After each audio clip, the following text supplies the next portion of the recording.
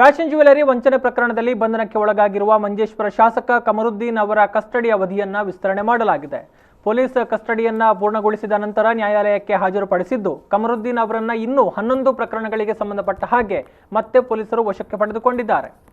ಕಣ್ಣೂರು ಹಾಗೂ ಕಾಸರಗೋಡು ಜಿಲ್ಲೆಗಳಲ್ಲಿ ಕಮರುದ್ದೀನ್ ವಿರುದ್ಧ ಪೊಲೀಸ್ ಕಸ್ಟಡಿ ಪೂರ್ಣಗೊಂಡ ಸಮಯದಲ್ಲಿ ಹಲವಾರು ಪ್ರಕರಣಗಳು ಮತ್ತೆ ದಾಖಲಾಗಿದೆ ಅನ್ನೋದಾಗಿ ಪ್ರಾಸಿಕ್ಯೂಷನ್ ನ್ಯಾಯಾಲಯಕ್ಕೆ ತಿಳಿಸಿತ್ತು.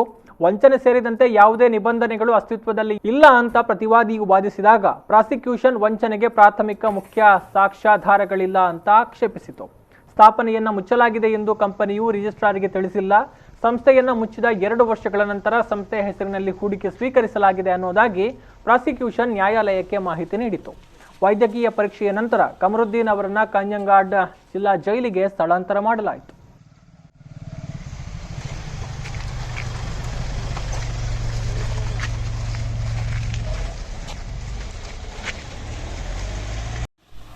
ഉത്തരവ് നാളെ നൽകാം എന്ന് കോടതി പറയുകയുണ്ടായി. അതിനുശേഷം ഈ കേസിൻ്റെ അന്വേഷണ ഉദ്യോഗസ്ഥൻ കൂടുതൽ കേസുകൾ 11ഓളം കേസുകൾ FIR രജിസ്റ്റർ ചെയ്യപ്പെട്ട കണ്ണൂർ ക്രൈംബ്രാഞ്ചും കാസർഗോഡ് ക്രൈംബ്രാഞ്ചുമെല്ലാമായി രജിസ്റ്റർ ചെയ്ത 11ഓളം FIRകളിൽ പ്രതിസ്ഥാനത്തുള്ള ശ്രീ കമറുദ്ദീനെ വീണ്ടും അറസ്റ്റ് ചെയ്യുന്നതിന്